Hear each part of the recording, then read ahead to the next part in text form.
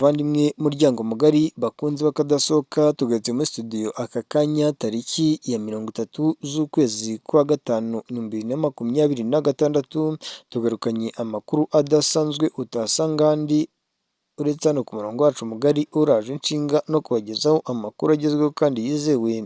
Ni igitondo kidasanzwe cyuzuyemo amakuru menshi cyane adasanzwe uruhande rw'igisirikare cya Congo FARDC ndetse kandi na guverinoma ya Kinshasa bakomeje kwisanga mu ihurizo rikomeye, aho Leta Zunze Ubumwe za Amerika bakomeje gukoresha imbaraga zose zishoboka mu buryo bwose bushoboka kugira ngo M23 irekure ibirombe by'agaciro bya Rubaya. Gusa nubwo Leta Zunze Ubumwe za Amerika bakomeje gushyiraho imbaraga zose zishoboka kugira ngo M23 irekure ibirombe by'agaciro bya Rubaya, uruhande rw'igisirikare cya Repubulika ya Demokarasi ya Kongo ndetse kandi na Leta ya Kinshasa bo ubwabo bari gutangaza yuko hagati yabo bifitemo abagambanyi. Byose turaje tubyinjiramo neza tubabwire imbaraga Leta Zunze Ubumwe za Amerika bakomeje gukoresha kugira ngo M23 isoke mu birombe by'agaciro bya Rubaya cyane cyane bikungahaye ku mabuye y'agaciro ya Coltan, ariko M23 ikaba ikomeje kugenda igaragara itari gusohoka mu birombe by'amabuye y'agaciro bya Rubaya. Aha Leta ya Kinshasa ndetse kandi n'igisirikare cya Congo FARDC n'abafatanyabikorwa babo bakavuga yuko impamvu M23 itari gusohoka mu birombe by'agaciro bya Rubaya, M23 ikavuga yuko biri guterwa n'uko hagati mu gisirikare cyayo FARDC harimo abagambanyi. Turaza kubigarukaho ingingo ku yindi imwe ku yindi tubabwire impamvu byose biri kuba mu budasa bwacu bwimbitse kandi bweruye. Ni mu gihe kandi turi buze kugaruka ku bikomeje kugenda bigaragara aho icyitwa Wazalendo muri Uvira zikomeje guteza akaga gakomeye.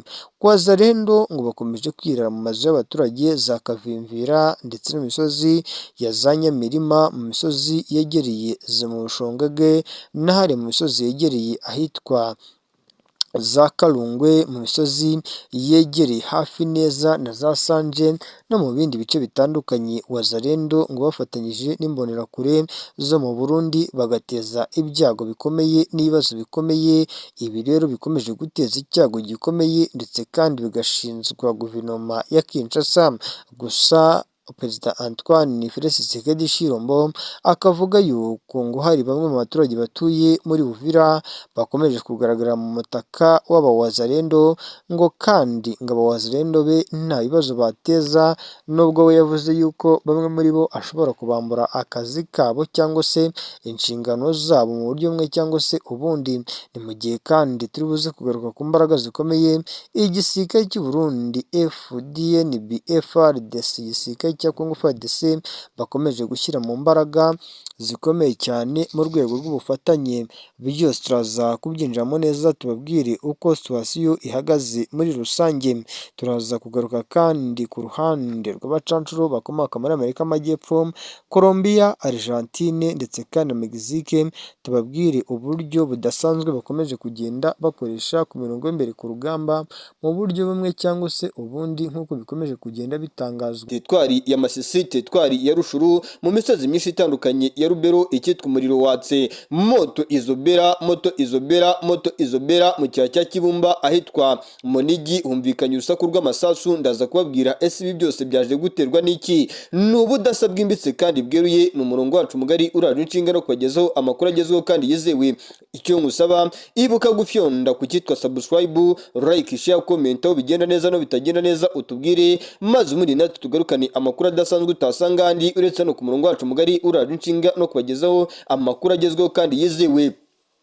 Ni imirwano ikomeye, ni imirwano yongeye guhindura isura muri Sud Kivu mu misozi yegereye ahitwa Kashongerwe. Ni Kashongerwe tumaze iminsi turi kuvuga yuko uruhande rw'igisirikare cya Repubulika ya Demokarasi ya Kongo bamaze iminsi bawohereza abasirikare bari gukura mu misozi yegereye Kamombo.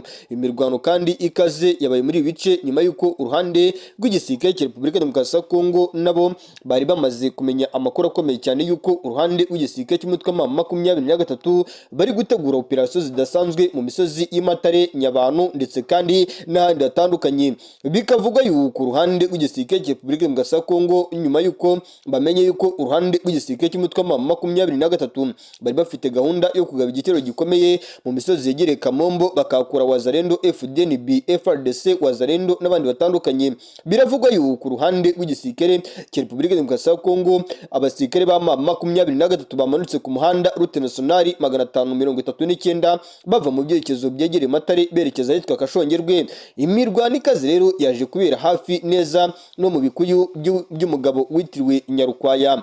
Mu bikuyu by'umugabo witiriwe Nyarukwaya rero hafi neza muri ibi bice no mu bibaya bihegereye niho humvikanye urusaku rw'imbunda ziremeretse kandi n'imbunda z'intoya n'imbunda ntoya muri rusange. Bikavuga yuko uruhande rw'igisirikare cy'umutwe wa M23 habayeho icyitwa imiripuko idasanzwe, kuko uruhande rw'igisirikare cya Repubulika ya Demokarasi ya Kongo bari bamaze iminsi basa naho bitegura urugamba muri bice, ariko nanone ku ruhande rw'igisirikare cy'umutwe wa M23 nabo bari bamaze iminsi bitegura uburyo bazaga bitero mu misozi yegereye Ngweshe, Kashongerwe, Kalambi, Kamombo n'ahandi hatandukanye. Bikavuga yuko ariko igitero cyagabwe n'uruhande rw'igisirikare cy'umutwe wa M23 bahuriye n'ibibazo bikomeye kuko baje gusubira inyuma nk'uko amakuru ari guturuka muri bice akomeje kugenda bitangazwa. Ariko nanone hakaba hari ahandi urugamba rukomeje kugenda ruvuga cyane ku ruhande rw'igisirikare cy'umutwe wa M23 kandi n'ihuriro ry'igisirikare cya Repubulika ya Demokarasi ya Kongo. Nshuti bavanywe bakunze akadasohoka, dore ibaruwa nandikiwe n'umwe mu inshuti magara iherereye mu misozi yariya muri Uvira yanyerekeye arambwira ati wongeye kwirirwa neza, uraho neza, urashima Imana bwana munyamakuru, nongeye kugusuhuza ndetse kandi mwifurije amahoro n'imigisha bikomoka kuri Nyagasani. Nagira ngo ngumenyeshe yuko imisozi yo muri Uvira cyane cyane mu byerekezo byegereye Munanira, ibyerekezo bya Kalungwe, ibyerekezo bya Kiriba, hari inkeke yuko hashobora kuba haba imirwano ikomeye kuko FARDC yamaze kumenya amakuru yuko igisirikare cy'umutwe wa M23 cyamaze kwinjira mu misozi yegereye ahitwa Kingwengwe. Ibice byose bitangatanze ibice M23 iherereyemo. Bwana munyamakuru, ibi rero nkatwe batuye muri Uvira mu misozi ya za Kiriba twahise dufata umwanzuro wo guhunga kuko ibi bintu bishobora kuza gushyira ubuzima bwacu mu kaga, ndetse iki ni ikibazo gikomeye kiri kwibazwaho batise ko M23 imaze iminsi igaragaza yuko iri kuva mu bice bimwe na bimwe, kandi tukabona ibindi bice bimwe na bimwe ikomeje kugenda ibisatira. Ni urujijo rukomeye bwana munyamakuru, habaye hari icyo waba uzi ku biri kuba cyangwa ku cyo M23 iri gutegura ku bijyanye n'ibimenyetso imaze iminsi igaragaza, wagerageza ukaza kubitubwira. Bamwita Specioza Nyirumwiza niwe wanyerekeye ano magambo. Ni umumama uherereye muri Uvira yanyerekeye arambwira ati bwana munyamakuru, ibintu byongeye gundisonetse kandi byongeye kumera cyane muri Uvira. Ubu hari inkeke zikomeye cyane yuko igisirikare cya Repubulika ya Demokarasi ya Kongo ndetse kandi n'abafatanyabikorwa babo bashobora guhangana bikomeye n'uruhande rw'igisirikare cy'umutwe wa M23 muri no misozi, bitewe n'uko uruhande rw'igisirikare cya FARDC ndetse kandi n'uruhande rw'abafatanyabikorwa babo bari gutegura imirwano ndetse kandi no ku ruhande rw'umutwe wa M23. Bikavuga yuko imisozi yegereye hafi na za Kiriba cyane cyane imisozi ya za Kingwengwe M23 ishobora kuba yaramaze kwagera, ariko bikavuga yuko amakuru y'ubutasi uruhande rw'igisirikare cya Congo FARDC bakomeje kugenda bahabwa na bamwe mu ntasi zabo. Cyane cyane tumenyereye yuko uruhande rw'igisirikare cya FARDC akenshi bakoresha n'abaturage mu bikorwa by'ubutasi, bikavuga yuko ari nayo mpamvu uruhande rw'igisirikare cya Repubulika ya Demokarasi ya Kongo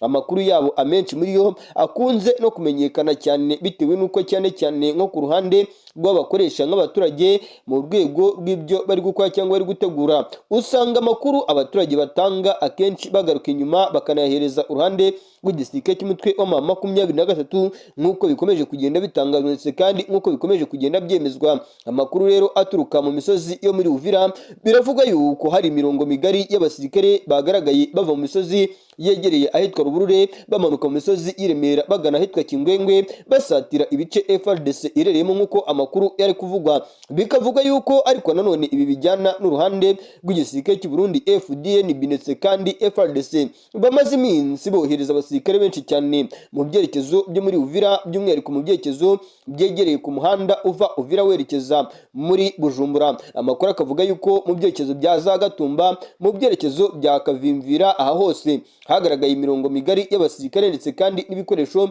byerekejwe muri ibi bice. Bikavuga yuko ibi bikoresho bigiye kwifashishwa n'ubundi mu kuzibira icyuho gikomeye cyane cy'uko M23 ishobora kwinjira muri Uvira. Urujijo rero nje kuruca njyewe nakoze ubushakashatsi bwimbitse kandi bweruye mu makuru ya nyayo nk'uko bikomeje kugenda bitangazwa. Igisirikare cy'umutwe wa M23 biravuga yuko ku ruhande rwabo nubwo bakomeje kugaragaza yuko bashaka kuva mu mujyi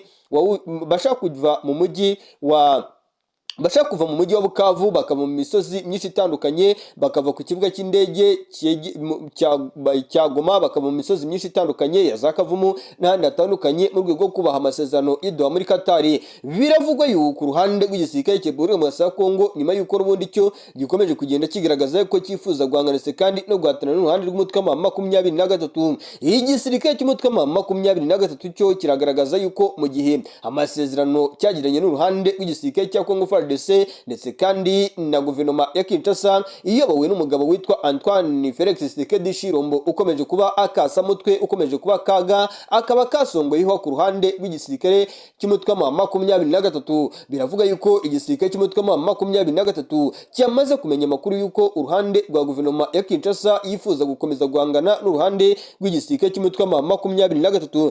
Bikavuga yuko uruhande rw'igisirikare cy'umutwe wa M23 ariyo mpamvu gikomeje kwa divansa cyegera mu byerekezo byegere muri Uvira ndetse kandi no mu bindi bice bitandukanye nk'uko amakuru akomeje kugenda atangazwa. Moto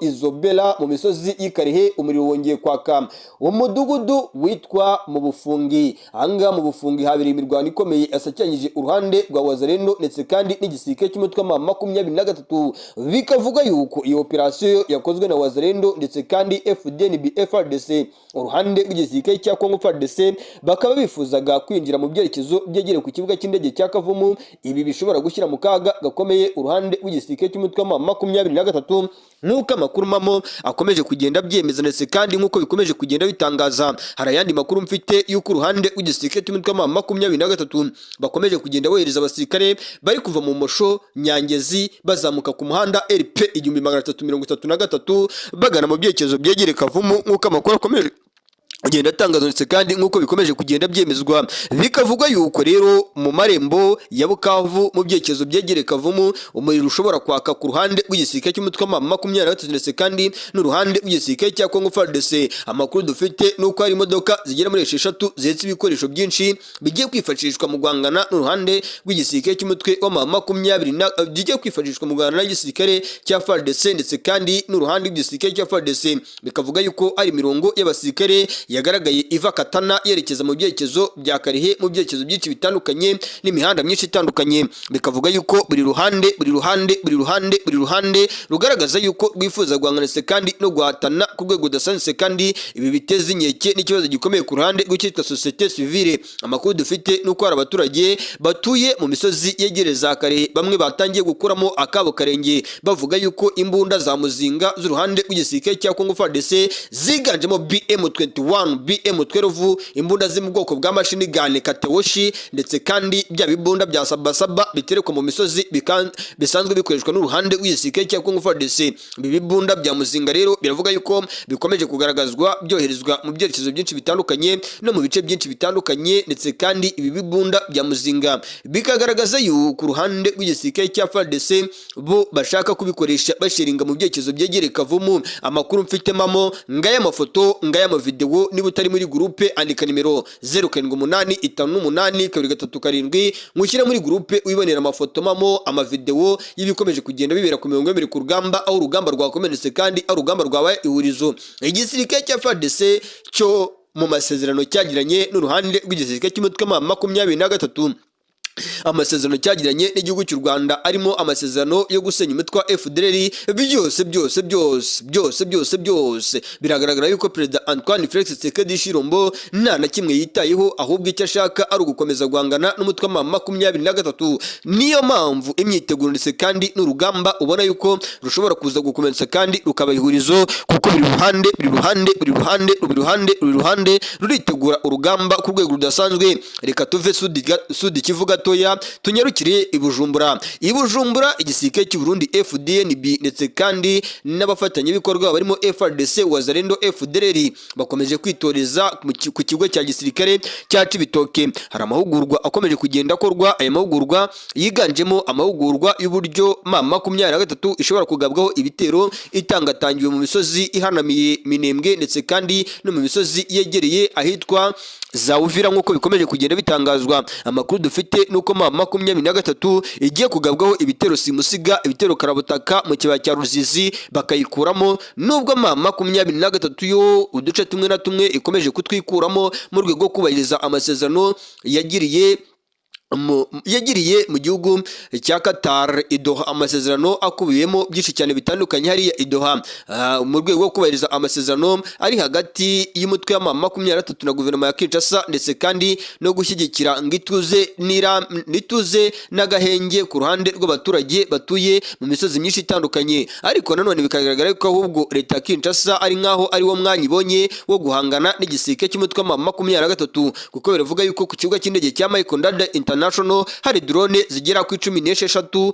ziri gutegurwa zishobora kuba zagaba ibitero kuri uno munsi, nk'uko amakuru mamo dukesha abaherereye hariya Bujumbura akomeje kugenda atugeraho. Ibi biraza byiyongera n'ubundi ku bitero bimaze iminsi bigabwa mu Bidegu, Mikenke ndetse kandi na za Rugezi. Ibitero bikomeje kugenda bigabwa ku birindiro by'umutwe wa M23 ndetse kandi na MLDP twirwaneho muri position nyinshi zitandukanye za Minembwe, nk'uko amakuru kandi akomeje kugenda agaragaza yuko igisirikare cy'u Burundi FDNB, FARDC ndetse kandi abafatanyabikorwa babo bakomeje kwitoza uburyo bwose bushoboka bwo guhangana n'umutwe wa M23, by'umwihariko mu misozi yegereye ahitwa za Bururi mu kigo cya gisirikare hamaze iminsi hatorezwa Wazalendo, FARDC n'abasirikare ba FARDC. Ariko nanone ku ruhande rw'igisirikare cy'umutwe wa M23 naho dufite amakuru yuko nabo nubwo bakomeje kwikura mu duce tumwe na tumwe, n'ab'imyitozo barayikajije bayigejeje kure, kandi ngo gahunda bafite ni uguhangana n'uruhande rw'igisirikare cya FARDC. Birumvikana yuko we wibwira yuko imirwano yahagarara, birumvikana yuko we wibwira yuko imirwano ishobora kuba yagenda gakeya.